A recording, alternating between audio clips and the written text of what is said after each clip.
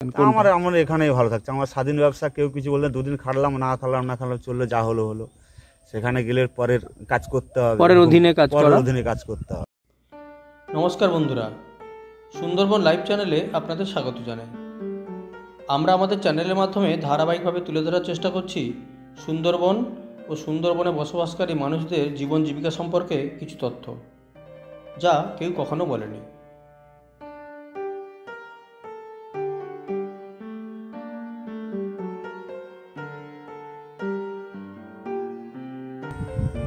বিকল্প কিছু কখনো ভাবেননি, ভাবার ইচ্ছা হয়নি? বিকল্প কি ভাবো, আমাদের এদিকে ভাবার কিছু নেই তো। আগে ছিল চাষবাস করতাম, লোকের জায়গা জমি নিয়ে চাষবাস করতাম, সে তো চাষের এখন তো লস।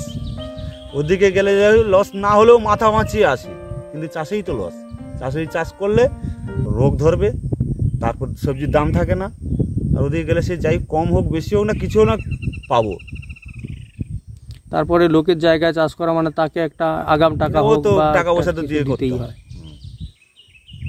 আচ্ছা, আর এই যে আপনি বলছেন আপনার জায়গা জমি যদি চাষের না থাকে, তাহলে আপনার সারা বছরের জ্বালানিটা কি করে সঞ্চয় হয়, সেটা কোথা থেকে পান? ওই জঙ্গলে যাই, ওখান থেকে কিছু কিছু করে নিয়ে আসি, শুকনো কাঠ কিছু কিছু করে নিয়ে আসি।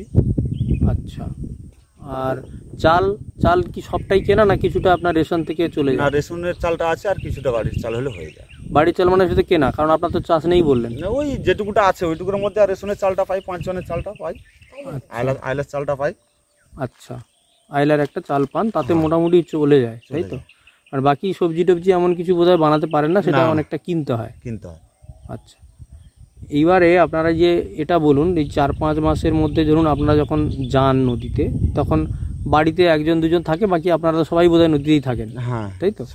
তো সেই সময় আপনার এই এলাকায় নিরাপত্তা নিয়ে কোনো সমস্যা থাকে না? সেরকম কোনো সমস্যা নেই যে কোনো কিছু গন্ডগোল, একমাত্র রাজনীতির টুকটাক গন্ডগোল হয়, নাহলে আদার্স সেরকম কোনো গন্ডগোল, কোনো সমস্যা নেই। আচ্ছা, এবার বলুন, আপনারা যে নদীতে যান কত দিনের বাজার হাট করে নিয়ে যেতে হয় একবার? 15 দিন। 15 দিন? 15 দিন নদীতে থাকবেন, সেই প্রস্তুতি নিয়ে যাওয়া হয়। ওই 15 দিনের পরে আসাই হয়, এই বিশেষ করে দুর্গাপূজা পর্যন্ত।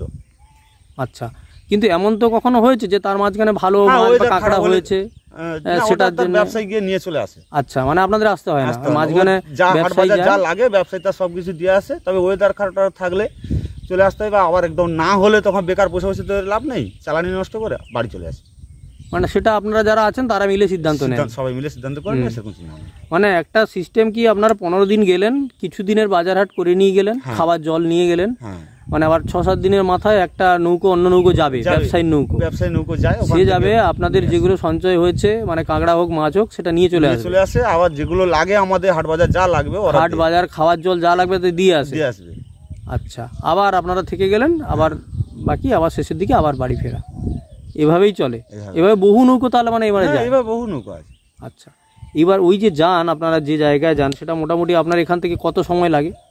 সবচেয়ে দূরের কথা যদি বলি। না, সবচেয়ে দূরে বলতে আমরা যত দূরে, এখান থেকে অনেক দূর। না, আপনারা যেটা যান সেটা। আমরা যেখানটা যাই সেখান থেকে আপাতত যদি সকাল থেকে মেশিন নৌকো ছাড়ে, ওখানটা যে পৌঁছতে আপাতত 3 ঘন্টা সময় লাগে। 3 ঘন্টা? এই চায়না মেশিন 3 ঘন্টা সময়। আচ্ছা, 3 ঘন্টা সময় লাগে। এই 3 ঘন্টায় আপনাদের কাছে ফোন টোন সব থাকে? সব থাকে। কিন্তু এক সপ্তাহ তো চার্জ থাকার কথা নয় ফোনে? না, সোলারের নিয়ে যাই, ব্যাটারি থাকে, ওতে চার্জ হয়ে যায়, ইনভার্টার দিয়ে চার্জ করে নিয়ে নিই। আচ্ছা, তাতে মোটামুটি চার্জ যোগাযোগ ব্যবস্থা একটা পাওয়া যাবে। গভীর জঙ্গলে বা নদীতে আপনার টাওয়ার থাকে? মোটামুটি টাওয়ার থাকে না, সব জায়গায় থাকে না, কিছু যেখানে টাওয়ার থাকে সেই জায়গাটা থাকে আমরা বেশি, সব জায়গাতে টাওয়ার থাকে না। আচ্ছা, এটা কি আপনাদের ওখানে কি পলিসি, সারাদিন মাছ কাঁকড়া ধরার একটা চেষ্টা চললো, সন্ধ্যেবেলা হলেই আপনারা মোটামুটি নৌকোতে এবার রান্না বান্না, খাওয়া দাওয়া, বিশ্রাম? এমনিতে সারাদিন ওর মধ্যে রেস্ট থাকে। আচ্ছা, বেশিরভাগ আপনারা কি করেন, মাছে না কাঁকড়ায়? কোনটাতে? কাঁকড়াতে থাকেন। আচ্ছা, আপনাদের যে কাঁকড়া ধরার সিস্টেম, সেটা কি নৌকো থেকে নামতে হয় না? আমরা নৌকো থেকে নামি না, আমরা যা করে নৌকো থেকে। এখান থেকে মাটি ছাড়বো, আবার এখানে এসে পায়ে মাটি লাগবে, মাটি পায়ে দেওয়ার কোনো গল্প নেই। আচ্ছা, তার আপনাদের ক্ষেত্রে বোধহয় ঝুঁকিটা একটু কম, তাই তো? আচ্ছা, ঝুঁকি এমনিতে থাকে, দেখো কপালে কার কখন কি আছে বলা তো যায় না। ও অনেক সময় ক্ষেত্রে হয়েও যায়, দেখা যাচ্ছে তুমি কোনো কারণে পিছন ধরে বসে থাকে, ওই যে সামনে 2 জন থাকে, পিছনে 1 জন থাকে, পিছন থেকে তো নিয়ে যেতে পারে, ওটা কপালের বিষয়, ভাগ্যের ব্যাপার। তবুও যারা মাটিতে নামে তাদের ঝুঁকিটা তুলনামূলক বেশি থাকে। আচ্ছা, তো এই যখন আপনারা যান, বাড়িতে যারা থাকে তাদের মানে দীর্ঘদিন ধরে তো এইভাবে চলছে, তাদের মনে একটা হ্যাবিট হয়ে গেছে যে বাড়ির লোকটা এইভাবে যাবে 6 দিন 7 দিন 15 দিন, তাই না? কিন্তু তবুও তো তার একটা চিন্তা থাকে, আপনাদেরও একটা চিন্তা থাকে যে বাড়িতে আমার না, এবার পরিবার দিনের আছে। শেষে ফোন করা হয়, দিনের শেষে ফোন করে যোগাযোগ, যাতে ওই আমি সন্ধ্যের ঠিক সময় আছি। করে কাজ বাজ সব রান্না বান্না সেরে টেরে নিয়ে আবার ঘরে ফোন করা হয়, যোগাযোগ করা কে কেমন আছে, কি হচ্ছে না হচ্ছে, হুম, কি কাজ বাজ হচ্ছে নাকি বা কি কাজ হবে কিনা। আচ্ছা, মানে কেমন কেমন হচ্ছে, কেমন আছি, হ্যাঁ কিরকম হচ্ছে, মাছ হোক কাঁকড়া হোক, কারণ তাদেরও তো একটা চিন্তা থাকে, হ্যাঁ হ্যাঁ, ওই যোগাযোগ করে নেওয়া হয় দিনের শেষে। যোগাযোগ করে নেওয়া হয়। আর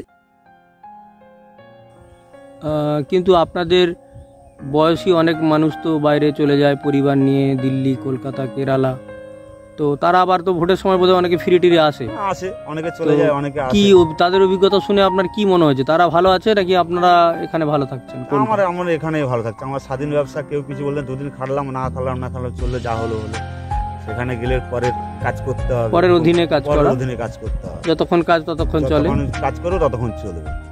আর বাইরে যাওয়া মানে ছেলে পুলেদের মানুষ করার সবটা সমস্যা।